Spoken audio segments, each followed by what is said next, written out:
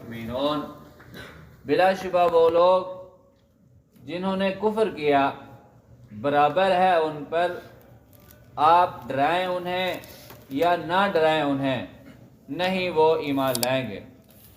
ختم اللہ علی قلوبہم، ختم مہر لگا دی، اللہ تعالی نے علی قلوبہم ان کے دلوں پر، علی پر قلوب، قلب کی جمع قلوب، دلوں، ہم ان کے، علی قلوبہم ان کے دلوں پر، و اور علی پر سمع سماعت کان، ہم ان کے، وعلی سمعہم اور ان کے کانوں پر، وعلی ابصارہم و اور علی پر ابصار بصارت آنکھیں، ہم ان کی، وعلی ابصارہم اور ان کی آنکھوں پر، غشاوۃ پردہ ہے، وَلَهُمْ اور ان کے لیے عذاب ہے عظیم بہت بڑا۔ ختم اللہ علی قلوبہم وعلی سمعہم وعلی ابصارہم غشاوۃ وَلَهُمْ عذاب عظیم، مہر لگا دی اللہ نے ان کے دلوں پر اور ان کے کانوں پر اور ان کی آنکھوں پر پردہ ہے، اور ان کے لیے عذاب ہے بہت بڑا۔ وَمِنَ النَّاسِ اور لوگوں میں سے بعض من وہ ہیں جو یقولو کہتے ہیں، آمنا ہم ایمان لائے، باللہ اللہ پر، وبالیوم الآخر اور آخرت کے دن پر، وما ہم بمؤمنین وہ اور ما نہیں ہم وہ بمؤمنین ایمان لانے والے یا مؤمن، وما ہم بمؤمنین حالانکہ نہیں ہے وہ مؤمن۔ وَمِنَ النَّاسِ مَن يَقُولُ آمَنَّا بِاللَّهِ وَبِالْيَوْمِ الْآخِرِ وَمَا هُمْ بِمُؤْمِنِينَ اور لوگوں میں سے بعض وہ ہیں جو کہتے ہیں ہم ایمان لائے اللہ پر اور یوم آخرت پر، وَمَا هُمْ بِمُؤْمِنِينَ حالانکہ نہیں ہے وہ ایمان لانے والے۔ ہمارے گزشتہ سبق کی 5 آیات میں یا دوسرے لفظوں میں سورہ بقرہ کی پہلی 5 آیات میں متقین لوگوں کا تذکرہ ہے، پرہیزگار لوگوں کا تذکرہ، جو کل ہم نے پڑھا تھا۔ اور آج کے سبق کی جو پہلی 2 آیات ہیں ان میں کافروں کا ذکر ہے، کافروں کا مجموعی طور پہ، اور اس سے آگے 13 آیات منافقین کے بارے میں ہے، منافقین کے بارے میں۔ اور آج کے سبق کی پہلی آیت مبارکہ میں کافروں کے بارے میں کہا جا رہا ہے کہ ان الذین کفروا سواء علیہم انذرتہم ام لم تنذرہم لا یؤمنون، کہ جن لوگوں نے کفر کیا آپ ان کو ڈرائیں یا نہ ڈرائیں کوئی فائدہ نہیں ہے، آپ کی تبلیغ کا ان کو کوئی اثر نہیں ہوگا، وہ ایمان نہیں لائیں گے۔ اب اس سے دیکھنا یہ ہے کیا سارے کافر مراد ہیں؟ جبکہ نبی علیہ السلام جب مکہ مکرمہ سے مدینہ منورہ تشریف لے گئے تو بہت سارے لوگ پہلے وہاں ایمان لا چکے تھے صحابہ کرام کے پہنچنے کی وجہ سے، اور پھر بعد میں شامل ہوتے رہے، اور فتح مکہ کے موقع پر تو گروہ در گروہ داخل ہوئے۔ تو اس میں اشارہ ہے ان لوگوں کی طرف کہ جنہوں نے ضد اور ہٹ دھرمی کی وجہ سے اسلام لانے سے انکار کر دیا، ایمان لانے سے انکار کر دیا، سارے کافر مراد نہیں ہیں۔ حضرت عبداللہ بن سلام رضی اللہ تعالیٰ عنہ بہت بڑے عالم دین تھے، اہل کتاب کے، وہ اسلام لے آئے، ان کے ساتھ کافی سارے لوگ اور بھی لے آئے۔ تو اس آیت مبارکہ میں ان کافروں کی طرف اشارہ ہے جو جان بوجھ کر ہٹ دھرمی کی وجہ سے ایمان اور اسلام سے دور رہے۔ بلکہ حیرت کی بات یہ ہے کہ سورہ بقرہ کے اندر اللہ رب العزت نے فرمایا کہ الذین آتیناہم الکتاب یعرفونہ کما یعرفون ابناءہم، آگے جا کے ہم پڑھیں گے کہ وہ بد نصیب ہیں کہ جن کے پاس ہماری کتاب آئی ہے، ہماری کتاب کو ایسے پہچانتے ہیں جیسے اپنے بیٹوں کو پہچانتے ہیں۔ 150 کے مجمع کے اندر بندے کا بیٹا اگر ہو تو دور سے بندہ دیکھ کے کہتے یہ میرا بیٹا ہے، پہچان لیتا ہے۔ اللہ فرماتے ہیں یہ ایسے آپ کو پہچانتے ہیں، آپ کی آخری کتاب کو جان چکے ہیں، پہچان چکے ہیں جیسے اپنے بیٹوں کو پہچانتے ہیں۔ لیکن وجہ کیا ہے؟ ضد اور ہٹ دھرمی کی وجہ سے ایمان نہیں لا رہے. یہ کافروں کے بارے میں.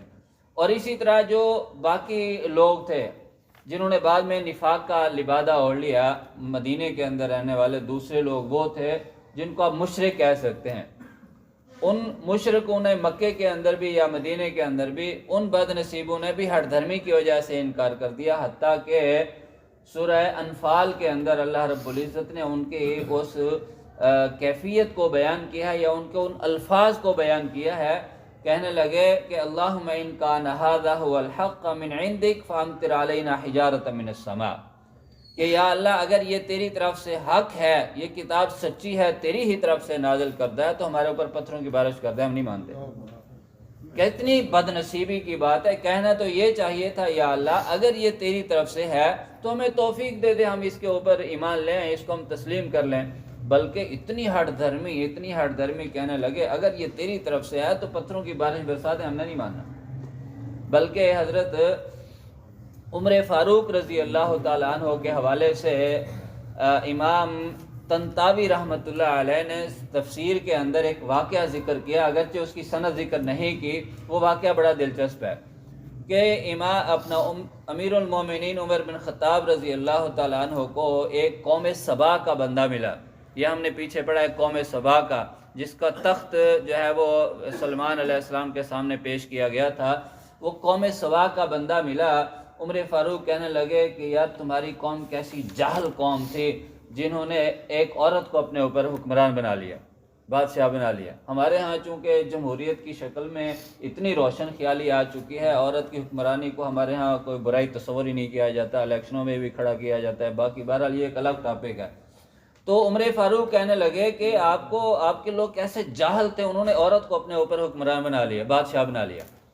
تو وہ قوم سبا کا بندہ کہنے لگا امیر المومنین آپ کی قوم ہماری قوم سے بھی بڑی جاہل ہے. وہ کہنے لگے یہ کیسے؟ کہنے لگے قرآن جی کی آیت نہیں پڑھی، جب ان کے پاس حق آ گیا اس کو پہچان لیا تو پہچاننے کے بعد کہنے لگے اللہم ان کان ھذا ھو الحق من عندک فامطر علینا حجارۃ من السماء، یا اللہ اگر تیری طرف سے حق ہے تو ہمارے اوپر پتھروں کی بارش نازل کر دے. اس سے بڑی جہالت اور کیا ہو سکتی ہے؟ اس سے بڑی جہالت کیا ہو سکتی ہے؟ تو بات کرنے کا مقصد یہ ہے جن لوگوں نے ہٹ دھرمی کی وجہ سے جان بوجھ کر انکار کر دیا ان کے بارے میں فرمایا جا رہا ہے کہ اب ان کو ڈرائیں یا نہ ڈرائیں اثر ہی نہیں ہونا.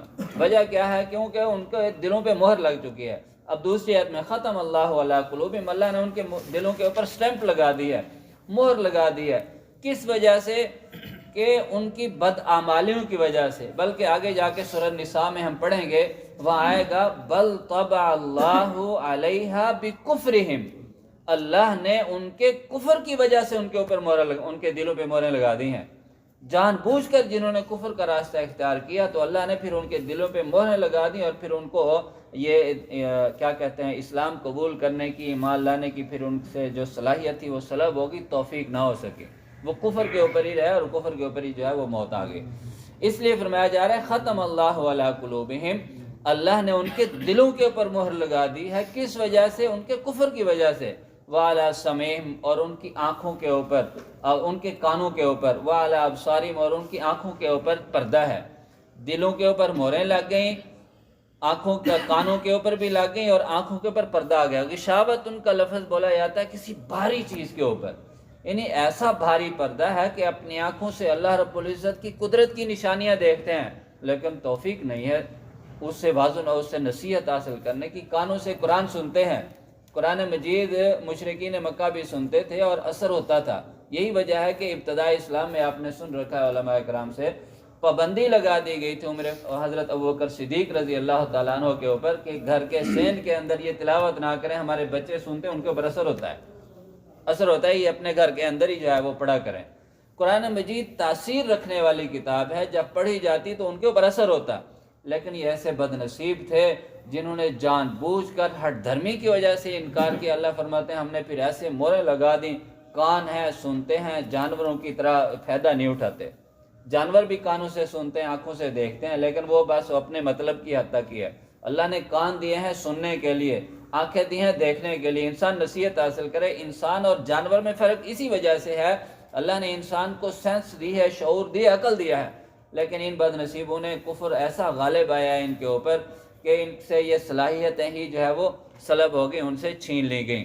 اس لیے فرمایا وَلَهُمْ عَذَابٌ عَظِيمٌ، یہ ایسے بد نصیب ہیں، اللہ نے ان کے لیے بہت بڑے عذاب کا اعلان کر رکھا ہے جو جہنم کی صورت میں ان کو بھگتنا پڑے گا۔ اللہ ہم سب کو محفوظ فرمائے۔ اور اس کے ساتھ ساتھ اللہ رب العزت نے پیغمبر کے ذریعے پیغمبر کی امت کو بھی آگاہ کر دیا۔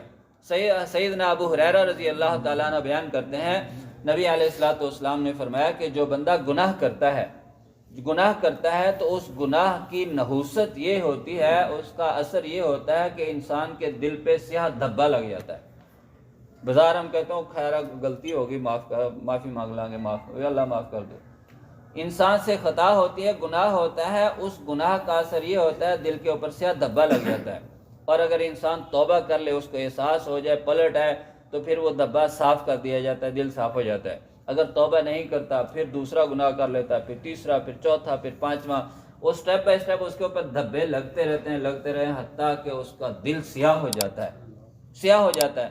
اور اس کیفیت کو اللہ نے آگے بیان کیا ہے، کلا بل ران علی قلوبہم ما کانوا یکسبون، ان کے دلوں کو زنگ لگ چکا ہے، خراب ہو چکے ہیں، جو ان بدعمالیوں کی وجہ سے اب اس دل کے اوپر ایسا پردہ پڑ چکا ہے، ایسے دل سیاہ ہو چکے ہیں، حلال حرام کی، کھرے کھوٹے کی تمیز ان سے ختم ہو گئی ہے۔